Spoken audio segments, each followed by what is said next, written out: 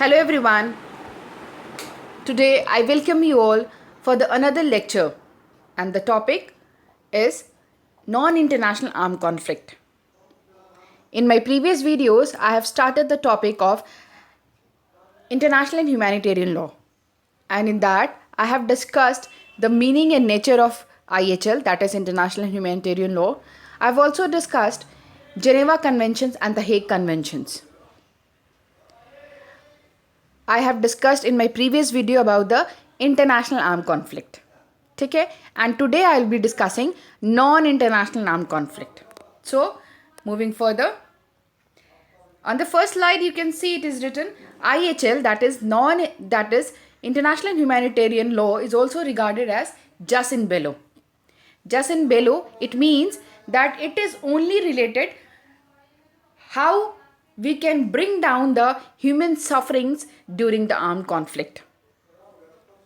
कोई arm conflict क्यों हुआ, उसके पीछे क्या रीजंस थे, क्या उसके लीगल इम्प्लीकेशंस हैं, इन सब से रिलेटेड कोई इशू आईएचएल डील नहीं करता. आईएचएल की कोशिश सिर्फ ये है कि ये जो आर्म कॉन्फ्लिक्ट हो रहा है उसमें ह्यूमन सफरिंग्स को कम कैसे किया जाए. I have mention some concerns of IHL. जैसे आईएचएल की कोशिश होती है to limit the means and methods of the warfare. Secondly, protect people who are not और no longer taking part in hostilities. इसका क्या मतलब है? People who are not taking part in hostilities, इसका मतलब आर्म कॉन्फ्लिक्ट.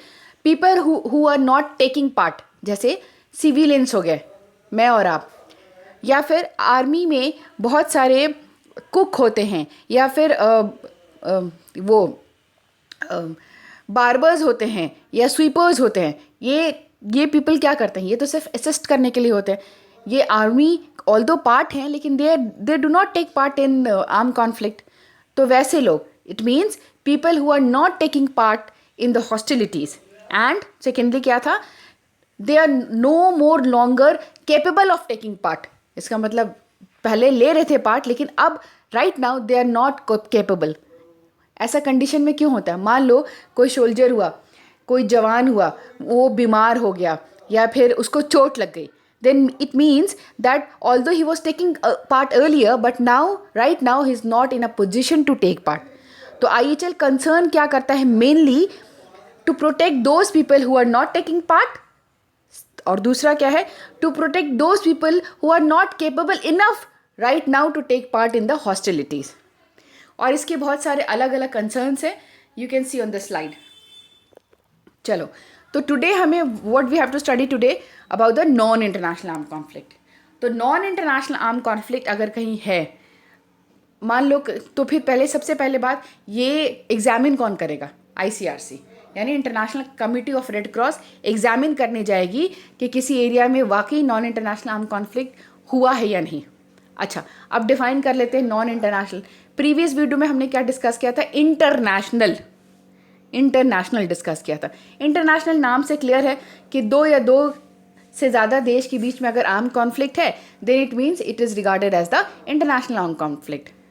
तो non international arm conflict किसे कहेंगे? इसके बारे में it is mentioned in the common article 3 of Geneva conventions and protocol, second protocol. ठीक है, जैसे प्रीवियस वीडियो में मैंने क्या बताया था? आर्टिकल 2 में हमने डिस्कस किया था इंटरनेशनल आर्म कॉन्फ्लिक्ट. तो सिमिलरली आर्टिकल 3 में, जेनेवा कन्वेंशन के आर्टिकल 3 में जो चारों जेनेवा कन्वेंशंस हैं, प्रीवियस वीडियो में आपको मैंने बताया था कि 4 जेनेवा कन्वेंशंस आए थे. ये चारों जेनेवा कन्वेंशन का आर्टिकल 3 क्या डिस्कस कर रहा है? About the non international arm conflict. जैसे मैंने आपको बताया था कि प्रोटोकॉल 1 जो 1977 में आया था जेनेवा कन्वेंशन का, वो क्या डिस्कस करता था? International arm conflict. तो उसी तरह से प्रोटोकॉल 2 जो कि 1977 में ही आया था, वो क्या डिस्कस करेगा? Non international arm conflict. Clear है? तो नॉन इंटरनेशनल आर्म कॉन्फ्लिक्ट कौन कौन डिस्कस करता है? पहला common article 3 of Geneva convention, and दूसरा प्रोटोकॉल 2 यानी सेकेंड प्रोटोकॉल जो कि 1977 में ही आया था, वो डिस्कस करता है about the non international arm conflict.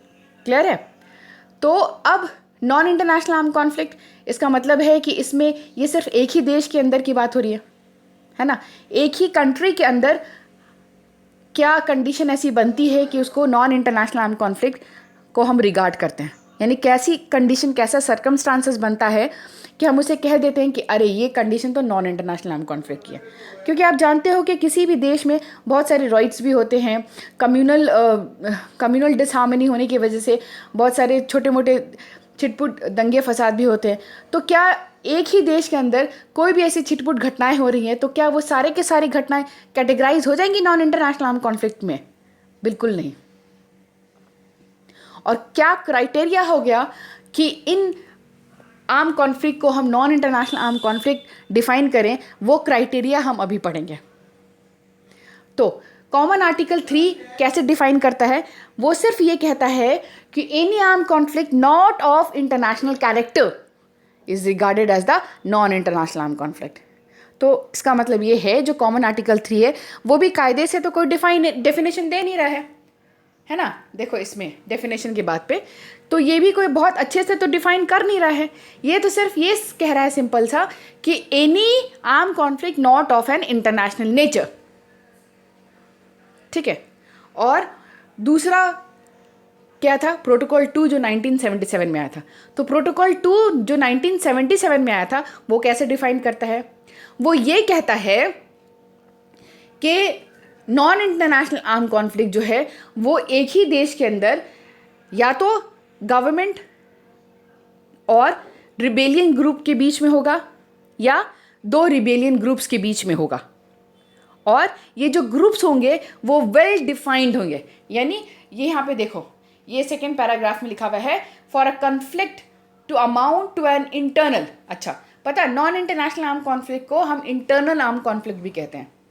तो दे आर द सिनोनिम, यानी ये एक इंटरचेंजेबल है, यानी दोनों एक ही कंडीशन को रेफर करता है, ठीक है। तो अगर मान लो कहीं आता है इंटरनल आर्म कॉन्फ्लिक्ट तो कंफ्यूज बिल्कुल मत होना।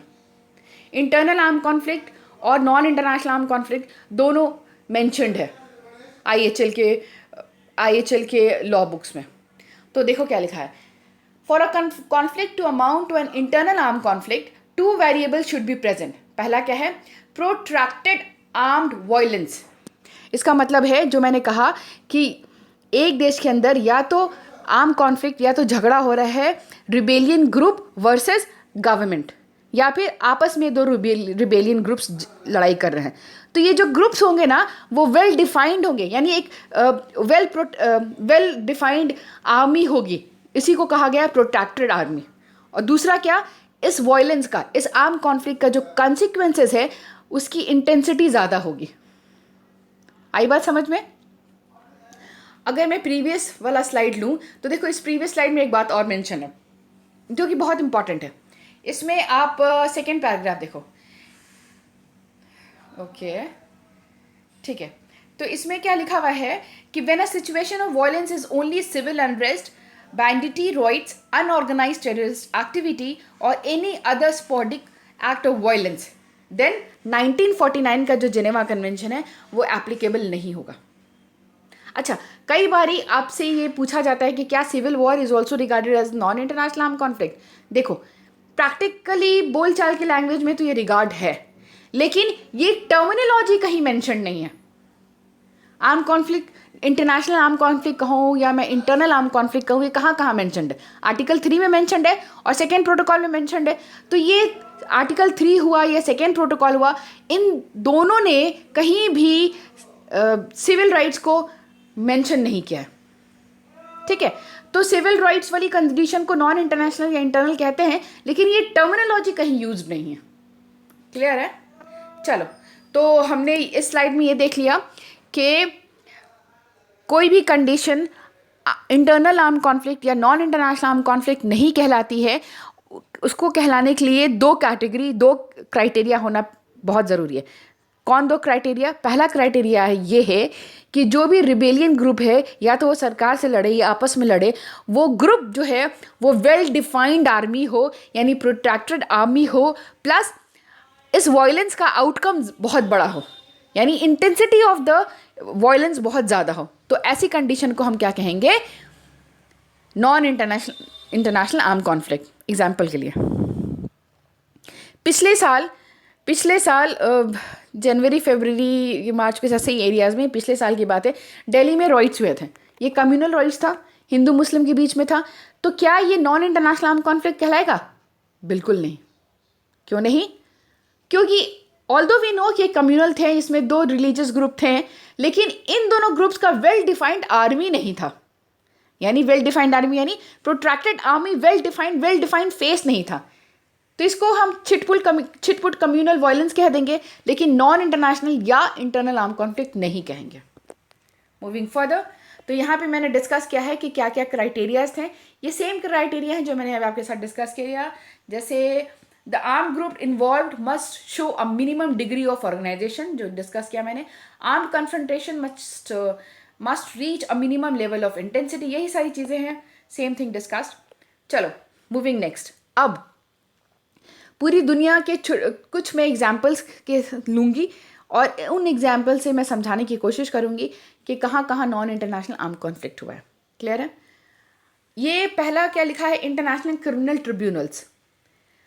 ये मैंने डिस्कस किया था इंटरनेशनल आर्म कॉन्फ्लिक्ट में भी। कौन सा ट्रिब्यूनल डिस्कस किया था वहाँ मैंने किया था international criminal tribunal for the former Yugoslavia discuss किया था।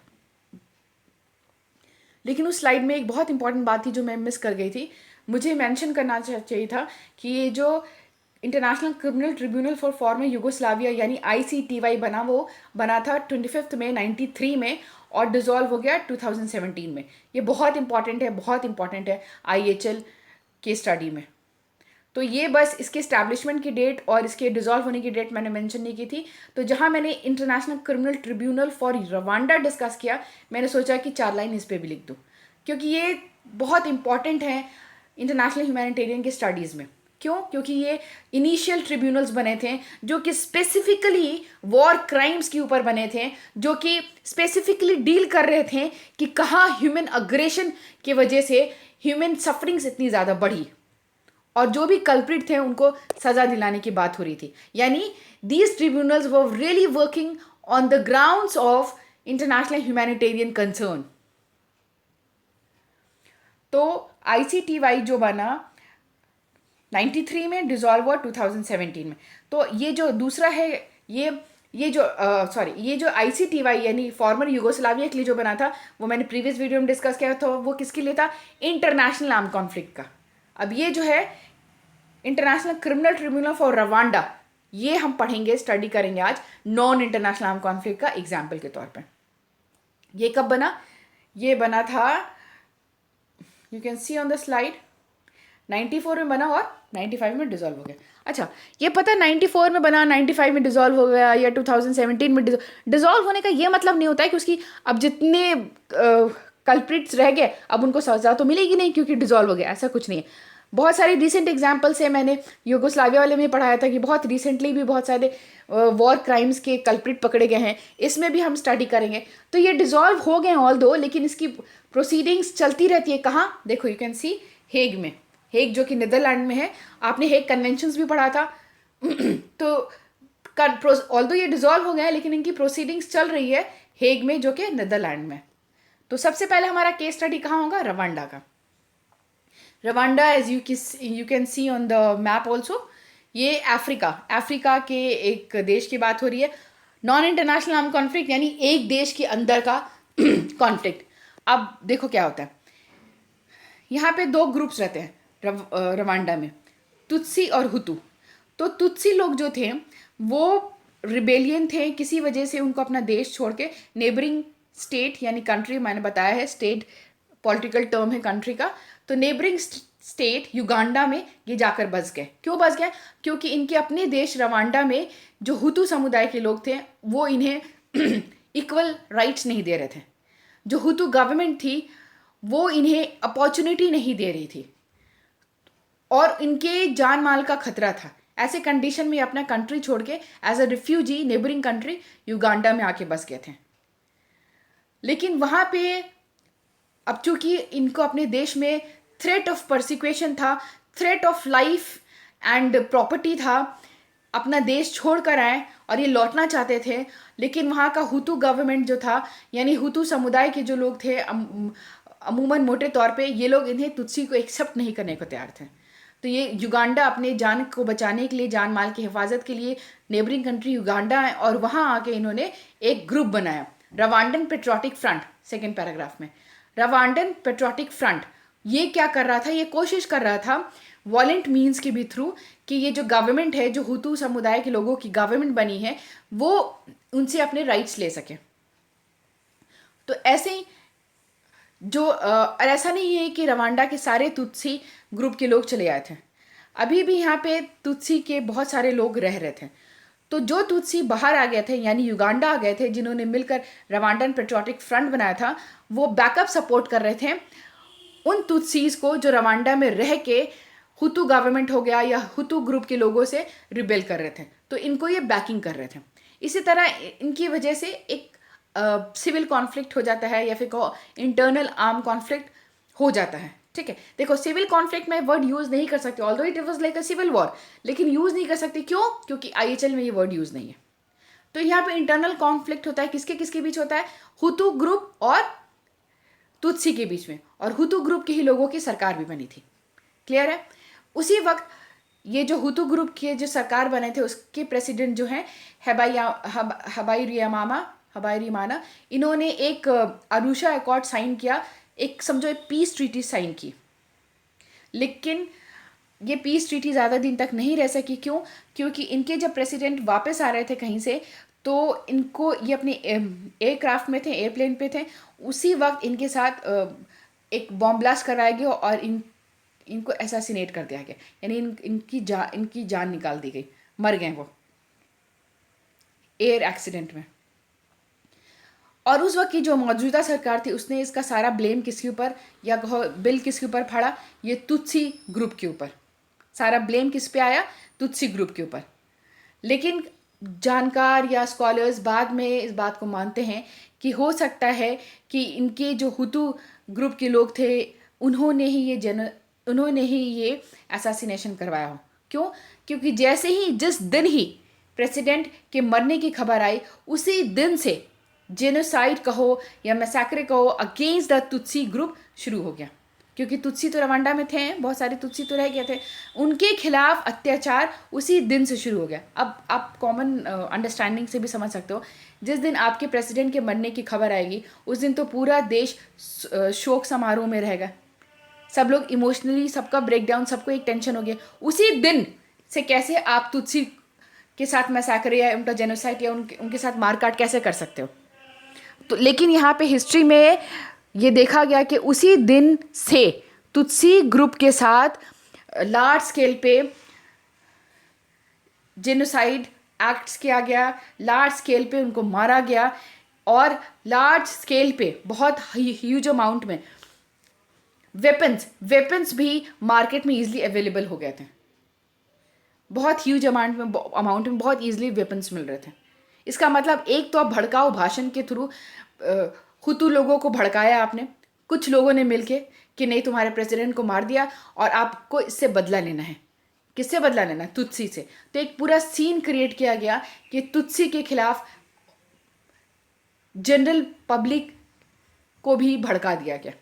ठीक है, जैसे एक एग्जाम्पल के लिए, जब इंदिरा गांधी हमारी प्राइम मिनिस्टर, उनका असैसिनेशन हुआ था, तो जनरल कम्युनिटी, जनरल लोगों में भी एक सिख, ठीक है सबने सिख को मारा पीटा नहीं, सबने ये नहीं किया, लेकिन एक कहो दुख या आक्रोश वाली फीलिंग तो सारी इंडियंस में आ गई थी कि ये सिख ने क्या कर दिया, हमारी प्राइम मिनिस्टर को कैसे असैसिनेट कर सकते हैं। आई नो कि उन्होंने ब्लू स्टार कराया था, उसका एग्रेशन हुआ था, उसका ये आउटकम निकला था। एक सिंपल सी एग्जाम्पल मैंने लिया समझाने के लिए कि कैसे आप सिंपैथी क्रिएट कर सकते थे, लेकिन एक न्यूट्रल फीलिंग को उकसाया गया कुछ लोगों के through against the Tutsi, so that कि ये जो तुत्सियों का कहते हैं ना कि रवांडा से बिल्कुल उनका नामो निशान मिटाना था, उसको मिटाने के लिए ये ऐसा सीन क्रिएट किया गया। You can say this also. यहाँ पे कुछ जजमेंट्स आए हैं। सबसे पहला जजमेंट है मीडिया केस। बाद में जब ट्रिब्यूनल बना, यानी कहा जाता है, यू कैन सी हियर पहले पैराग्राफ में, कि सिर्फ 100 डेज में, सिर्फ 100 दिन में 1 million people were perished in the genocide. कुछ लोग कहते हैं सिर्फ 100 दिन में, सोचो 3 महीने, 3 महीने और कुछ दिन, मतलब लगभग 3 महीने में, सोच सकते हो 1 million पीपल ने अपनी जान खोई. कुछ कहते हैं कि 60,000 था. यानी इतने लार्ज स्केल पे लोगों की जान गई. यहाँ पे नेक्स्ट स्लाइड में देखो कितना कंकाल, मतलब कुछ लोग यहाँ पे स्कूल्स में छुप रहे थे, तुत्सी ग्रुप के लोग चर्च में जा रहे थे, लेकिन वहाँ पे हुतू ग्रुप के लोग, किसी ने उनकी मदद नहीं की. माना कि उन्होंने हथियार नहीं उठाया, लेकिन उन्होंने मदद भी नहीं की. क्यों नहीं मदद की? क्योंकि इनको तो इमोशनली न्यूट्रल कर दिया गया था, या इमोशनली डेड कर दिया गया था, या इमोशनली भड़का दिया गया था कि ये तुत्सी वाले ही लोग हैं जिन्होंने हमारे प्रेसिडेंट को मारा. तो जब इनके ऊपर लार्ज स्केल पे एट्रॉसिटीज़ हो रही थी अपने ही देश में, हुतू लोग जब कर रहे थे, तो आम जनता भी just like they were Spectator. उन्होंने भी ऐसा कुछ नहीं किया, क्योंकि उन्हें लग रहा था कि हाँ, ये हमारे प्रेसिडेंट को मारा है इन लोगों ने. आप देख सकते हो पिक्चर्स में, बहुत सारी ऐसी पिक्चर्स आई थी उन दिनों रवांडा जेनोसाइड के ऊपर. लेकिन देखो यहाँ पे फर्स्ट पैराग्राफ में, लेकिन कुछ तब भी हुतू थे जिनको ये लग रहा था कि नहीं, तुत्सी के ऊपर इतना लार्ज स्केल पे हर एक इनोसेंट तुत्सी को आप उसका कल्प्रिट, मतलब अपने प्रेसिडेंट के असैसिनेशन का दोष नहीं दे सकते हैं. देखो बेटा, ये दुनिया का नेचर है. हर समाज में कुछ अच्छे लोग होते ही हैं.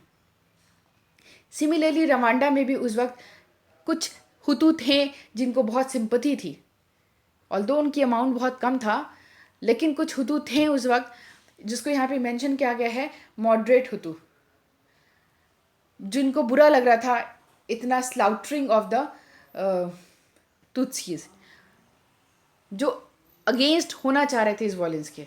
तो ये जो ग्रुप था जो वॉयलेंस कर रहा था, यानी जो कहो हुतू, जिसने पुलिस आर्मी कहो या सोल्जर्स कहो या मिलिशिया भी उनके गवर्नमेंट के आर्मी को ही कहा जाता है. तो ये सब जो अगेंस्ट तुत्सी, ये लोग जो अत्याचार कर रहे थे, और कुछ हुतू जो बचाना चाह भी रहे थे, उनको भी इन लोगों ने क्रस्ट कर दिया, यानी उन्हें भी मार दिया इन्होंने.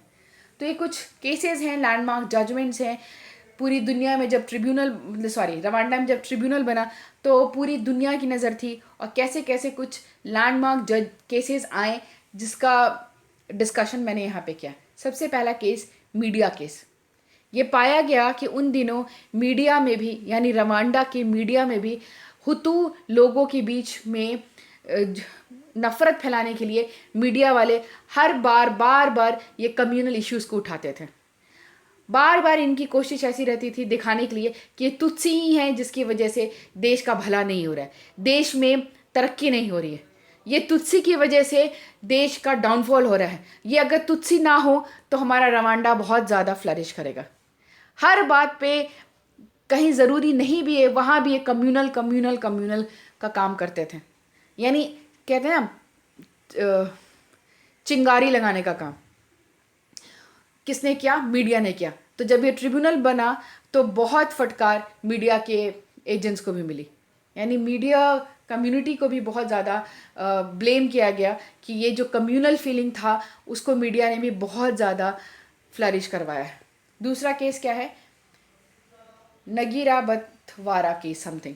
तो ये एक बंदे हैं जो उस वक्त हुतू गवर्नमेंट में थे. ये माना जाता है कि ये जो मिनिस्टर थे उस वक्त, इन्होंने भी बहुत सारे भड़काऊ भाषण दिए थे अगेंस्ट द तुत्सीज.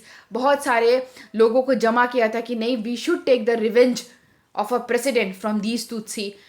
तो इन्हें भी बाद में ट्रिब्यूनल ने दोषी करार माना और इन्हें 35 ईयर्स का इम्प्रिजनमेंट मिला. काबूगा, थर्ड केस, फेलिशियन काबूगा. ये अभी हाल में ही, यानी पिछले साल ही ये पकड़े गए हैं. और जैसा मैंने कहा था कि ट्रिब्यूनल डिज़ोल्व हो गया, लेकिन उसके काम चलते रहते हैं. तो ये पिछले साल कहाँ से? फ्रांस से पकड़े गए हैं after 26 years as a fugitive. यानी 26 साल से ये रवांडा से.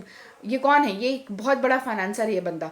ये बिजनेसमैन है जिसने ये फाइनेंस किया था ये सारे के सारे इंटरनल आर्म कॉन्फ्लिक्ट को, या फाइनेंस किया था इतने लार्ज स्केल पे औजार हथियारों के लिए जो कि तुत्सी को मारने में काम आए थे। तो ये जो फेलिशियन काबुगा, ये बहुत बड़ा बिजनेसमैन था ये बंदा। इसने पूरा का पूरा ये जेनोसाइड फाइनेंस किया था और ये 26 साल से अपनी जान बचाने के लिए फ्रांस में छुपा हुआ था ये बंदा, लेकिन पिछले साल इसे अरेस्ट कर लिया गया। चलो, अभी तो हमने रवांडा केस डिस्कस किया। ठीक इसी तरह कुछ हमें अभी प्रेजेंटली सीरिया में मिलता है। सीरिया में भी यही है कि यहाँ की जो गवर्नमेंट है वो शिया ग्रुप की है और यहाँ जो मेजॉरिटी पॉपुलेशन है वो सुन्नी है। चलो, उसमें भी कोई दिक्कत नहीं है, लेकिन प्रॉब्लम यहाँ पे आ जाती है कि ये जो गवर्नमेंट है वो मेजॉरिटी जो सुन्नी है उनको इग्नोर कर देती है। उनको प्रोपोर्शनेट रिप्रेजेंटेशन नहीं है सरकार में, इन्हें अपॉर्चुनिटीज़ नहीं दी जा रही है, इन्हें एजुकेशन जैसी फैसिलिटीज़ नहीं दी जा रही है, इनको प्रमोट करने का एम्प्लॉयमेंट नहीं दिया जा रहा है और प्लस इनके ऊपर अट्रॉसिटीज़ होती है। तो ऐसे कंडीशन में गवर्नमेंट, जो कि यहाँ मैंने मेंशन किया है, गवर्नमेंट के खिलाफ यहाँ अक्सर सिविल वॉर या अक्सर का इंटरनल आर्म कॉन्फ्लिक्ट होता रहता है। अगर इंडिया की बात करें, हमने अपने देश की बात करें, तो यहाँ भी बहुत सारे ऐसे केस हैं जिसे हम कह सकते हैं कि इंटरनल या नॉन इंटरनेशनल आर्म कॉन्फ्लिक्ट है। सबसे पहला इशू कश्मीर इशू, ये बहुत पुराना इशू भी है।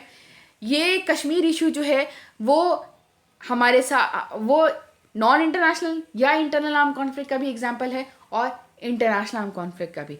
मैंने प्रीवियस वीडियो में डिस्कस किया था। इंटरनेशनल आर्म कॉन्फ्लिक्ट यानी दो या दो से ज़्यादा के देश के बीच में आर्म कॉन्फ्लिक्ट। तो ये हमारी जो पाकिस्तान से लड़ाई हुआ या फिर हमारा जो हिंदुस्तान से चाइना से जो लड़ाई हुआ, इन सब में क्या कहो इंटरनेशनल आर्म कॉन्फ्लिक्ट जो मेन था ये कश्मीर के इशू से ही हुआ था। पता है आपको, जैसे मैंने इंडिया पाकिस्तान में पहला वॉर हुआ था 1947 में कि कश्मीर को लेके, कश्मीर हमें ज़्यादा दो, ये दो, ब्ला ब्ला। फिर दूसरा वॉर हमारा पाकिस्तान के साथ हुआ, इसमें हुआ था, देखो यहाँ पे लिखा हुआ है 47 में हुआ, फिर 65 में हुआ, ठीक है। लेकिन तीसरा जो वॉर हुआ था 71 में, वो बांग्लादेश के इशू को लेकर था। उसको कश्मीर इशू में नहीं था, वो बांग्लादेश यानी जो बंगाली स्पीकिंग लोग थे पाकिस्तान में, उनके अगेंस्ट बहुत एट्रॉसिटीज़ हो रही थी। तो इंडिया ने 1971 में वहाँ पे 71-72 में ही इंटरफेयर किया था, यानी युद्ध हुआ था इंडिया पाकिस्तान के बीच रिलेटेड टू द बांग्लादेशीज। अब बांग्लादेश उसके बाद में बना, यानी बंगाली स्पीकिंग मुस्लिम्स का अलग कंट्री हो गया जैसे बांग्लादेश का।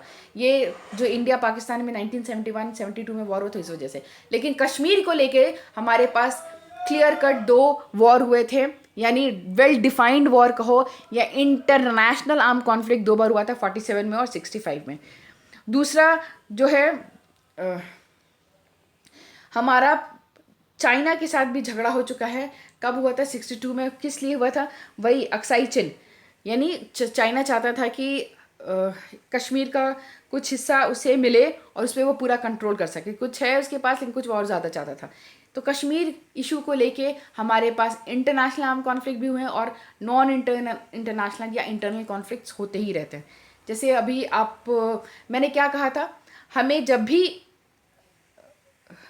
नॉन इंटरनेशनल आर्म कॉन्फ्लिक्ट का कंडीशन होगा तो हमें दो क्राइटेरिया स्टडी करना है कि वो दो क्राइटेरिया पूरा हो रहा है कि नहीं। कौन दो क्राइटेरिया? सबसे पहला क्या था कि प्रोटेक्टेड आर्म्ड ग्रुप, यानी वेल डिफाइंड आर्म ग्रुप है कि नहीं इस झगड़ा में। और दूसरा क्या क्राइटेरिया था कि ये जो आर्म कॉन्फ्लिक्ट हुआ है उसकी इंटेंसिटी ज़्यादा हो, यानी उसका आउटकम, यानी उसका वायलेंस, यानी उसकी एट्रॉसिटीज़ बहुत लार्ज स्केल पे होना चाहिए था। तो हमने देखा रवांडा में भी था, तुत्सी ने अपना एक ग्रुप बनाया था। ये देखो, ये जो तुत्सी ने अपना एक ग्रुप बनाया था, रवांडन पेट्रियोटिक फ्रंट, इन्होंने एक अपना वेल डिफाइंड या प्रोट्रैक्टेड आर्मी बनाई थी। और इसका आउटकम तो पता ही है, इसकी आउटकम इतना लार्ज स्केल पे था कि उसके लिए ट्रिब्यूनल बना, बहुत सारे ये सब केस स्टडीज़ मैंने किया था। इसका आउटकम ही देखो, जो इतने सारे स्कल्स, इतने सारे बोन्स रखे हुए हैं। चलो, सीरिया में भी दो वेल डिफाइंड ग्रुप्स है, एक तो गवर्नमेंट है और दूसरा सुन्नी लोगों का वेल डिफाइंड ग्रुप।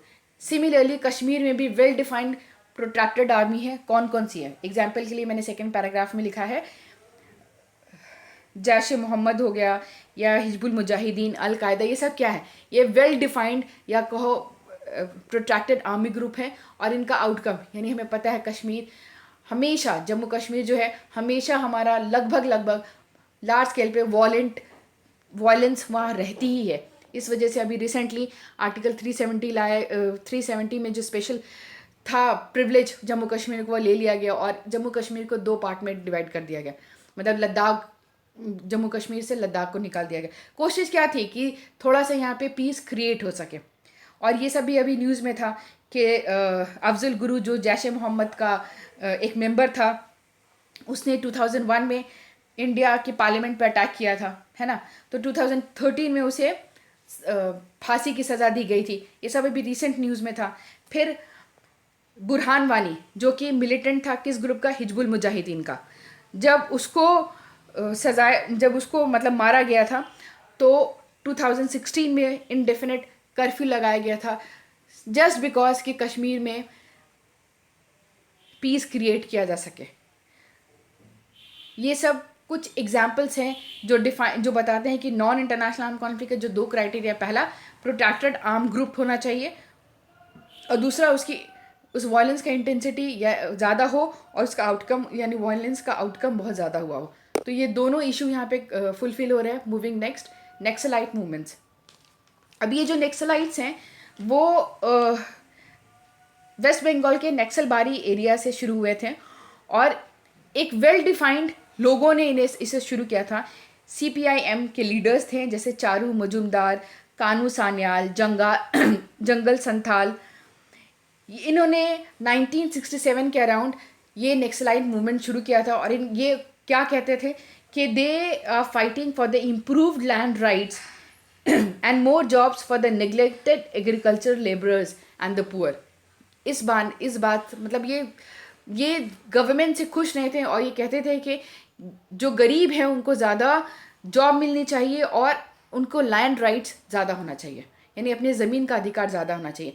एक बात वो भी आ रहा था, आपको पता है कि बहुत सारी फार्मर्स लैंड लिए जा रहे थे इंडस्ट्रियलाइजेशन के नाम पे, ये वगैरह ये सब, तो वो इन सब के खिलाफ खड़े हुए थे। लेकिन आज ये नेक्सलाइट मूवमेंट बहुत लार्ज स्केल पे हो गया है और अभी रिसेंट एग्जांपल में जैसे छत्तीसगढ़ में जो सुकमा है या उड़ीसा में या बिहार में अभी बहुत रिसेंट ये सब वायलेंस हुआ है। आप देख सकते हैं उसके आउटकम से कि बहुत सारे विलेजेस भी मारे गए और पुलिस के लोग भी मारे गए। तो ये सब क्या है, ये एक नेक्सलाइट ग्रुप बना जो कि कैरी हो रहा है CPI ग्रुप कैरी कर रहे हैं इसको और ये देश में धीरे धीरे बहुत ज़्यादा एरियाज़ में फैलता चला जा रहा है। और ये अभी भी सरकार से कुछ दिनों पे वायलेंस करता रहता है। तो दोनों क्राइटेरिया फुलफिल हो गया। एक वेल डिफाइंड प्रोटेक्टेड आर्मी भी है, ये आर्मी जिसका नाम है पीपल्स लिबरेशन गोरिल्ला आर्मी। और ये पीपल्स लिबरेशन गोरिल्ला आर्मी अक्सर इंडियन गवर्नमेंट के पुलिस और मिलिट्री से झगड़ा होता रहता है और इसके वायलेंस का आउटकम भी लार्ज स्केल पे होता है। अच्छा, दूसरी बात ये तीसरा अगर मैं देखूं, तीसरा नॉर्थ ईस्ट रीजन में भी बहुत ज़्यादा प्रॉब्लम है हमारा। नॉर्थ ईस्ट रीजन जो आपको पता है कि इंडिया के ईस्टर्न स्टेट्स के बारे में बात हो रही है, यानी जो बहुत सारे ईस्टर्न स्टेट्स हैं इंडिया के वो बहुत ज़्यादा कट ऑफ है। आप इसका जोग्राफिकल एरियाज़ देखो तो जोग्राफिकल एरियाज़ में भी यू कैन सी कि यहाँ पे इंडिया का पहुँचना मुश्किल है as compare to the other country में जैसे चाइना, भूटान, म्यांमार, बांग्लादेश, ये सब बहुत करीब हैं। किसके करीब हैं? ईस्टर्न स्टेट्स के as compare to the India. और ये माउंटेनरी एरिया है, ट्रॉपिकल एरिया है और इंडिया से इसकी कनेक्टिविटी भी कम है, इसलिए बहुत एलिनेशन या अलूफ वाली ये फीलिंग हो जाती है। इसलिए भी इनको भी एक डिससेटिस्फैक्शन है हिंदुस्तान की गवर्नमेंट से, अपनी गवर्नमेंट से, कि ये भी गवर्नमेंट जो है नेग्लेक्ट कर रही है, हमें उतना जॉब अपॉर्चुनिटीज़ नहीं दे रही है। और ये जो इसके यंगस्टर्स हैं, अब जॉब अपॉर्चुनिटीज़ नहीं है तो बहुत सारे लोग इंसर्जेंसीज़ में इन्वॉल्व हो जाते हैं। और ये यहाँ बहुत सारे, जैसे लास्ट पैराग्राफ में मैंने मेंशन किया है, कुछ इंसर्जेंट ग्रुप्स के, जैसे यहाँ पे उल्फा हो गया, NDFB हो गया, यूनाइटेड नेशन लिबरेशन फ्रंट हो गया है। ये सब क्या है? ये सब एक वेल डिफाइंड प्रोटेक्टेड आर्मी है जो कि नॉर्थ ईस्टर्न रीजन्स में जितने वायलेंस हो रहे हैं इन सब में ये बहुत ज़्यादा पार्ट लेती है। यानी या जो एरिया है नॉर्थ ईस्ट रीजन का वो भी बहुत डिस्टर्ब है। डिस्टर्ब किसके लिए? क्योंकि पहली बात ये सेटिस्फाइड नहीं है with the performance of the government and because of this now they are working as the insurgent group.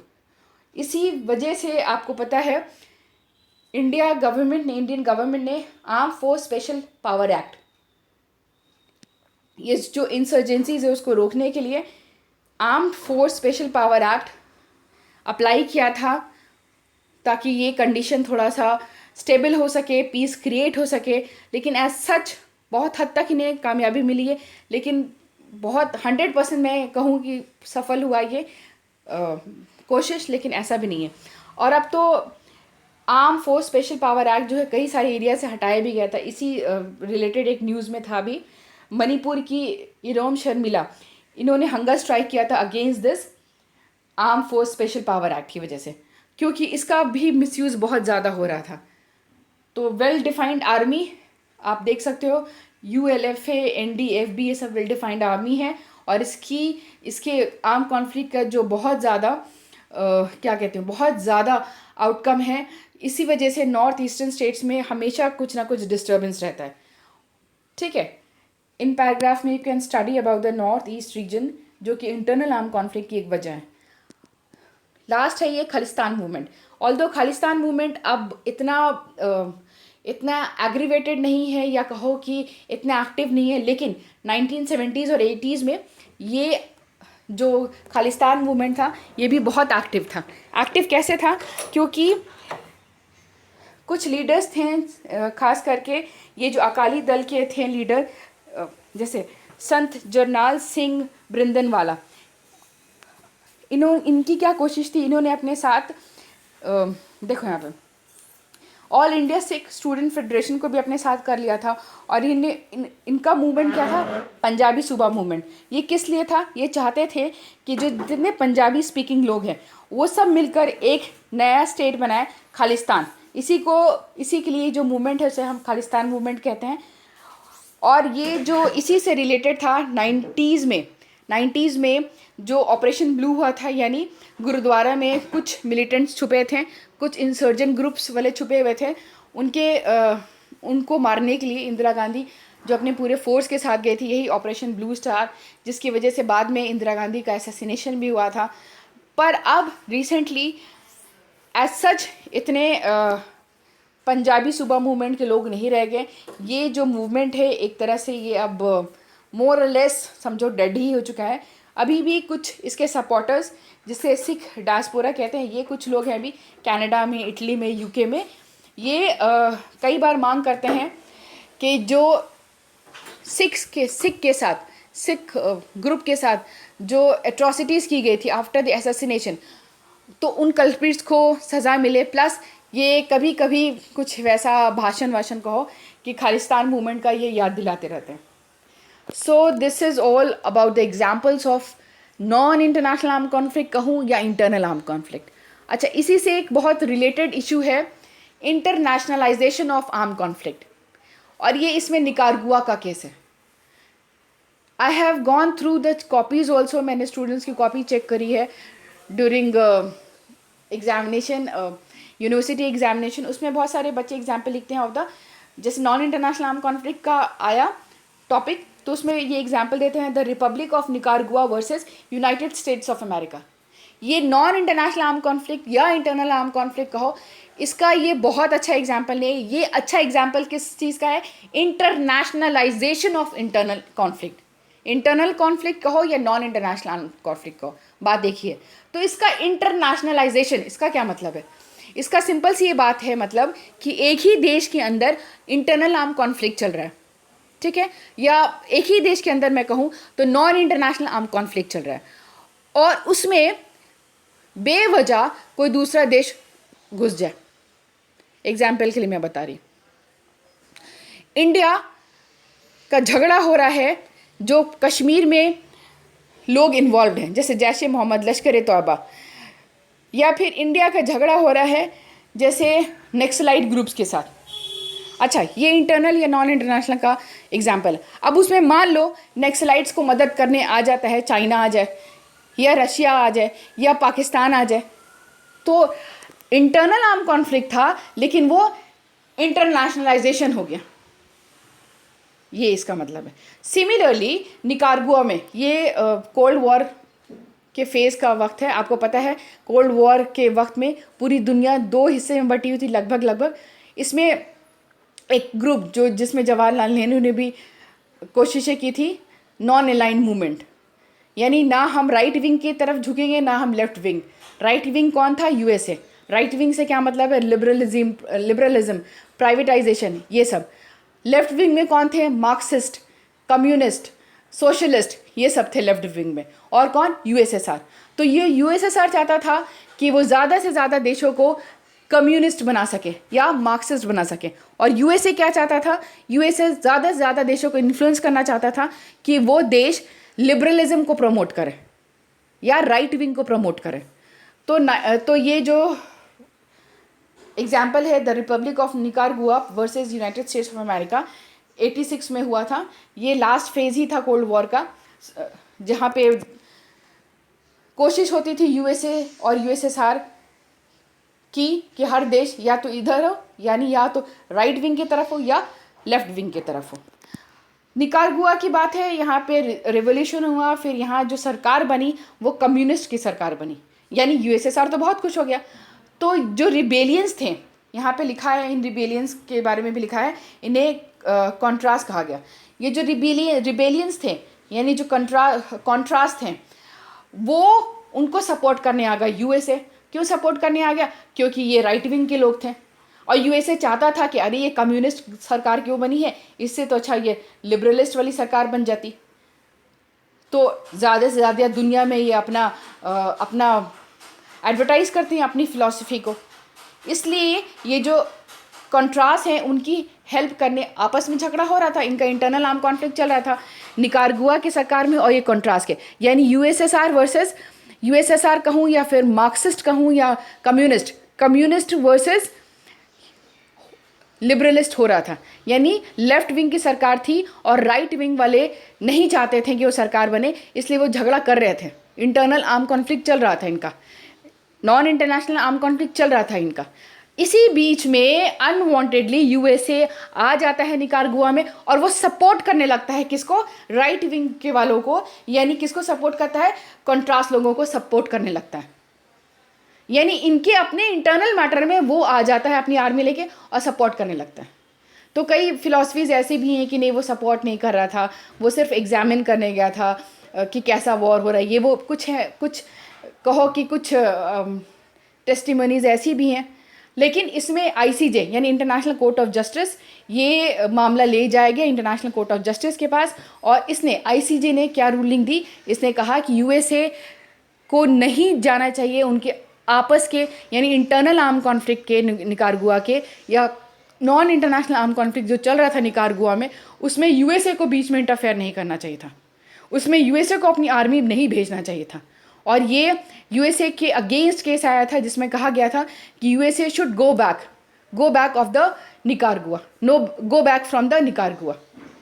ठीक है, तो ये केस को हम सबसे अच्छा किस कैटेगरी में रख सकते हैं? Internationalisation of the internal conflict या नॉन इंटरनल आर्म कॉन्फ्लिक्ट या नॉन इंटरनेशनल आर्म कॉन्फ्लिक्ट में रख सकते हैं। So this is all about the non international arm conflict कहो या फिर इंटरनल आर्म कॉन्फ्लिक्ट कहो।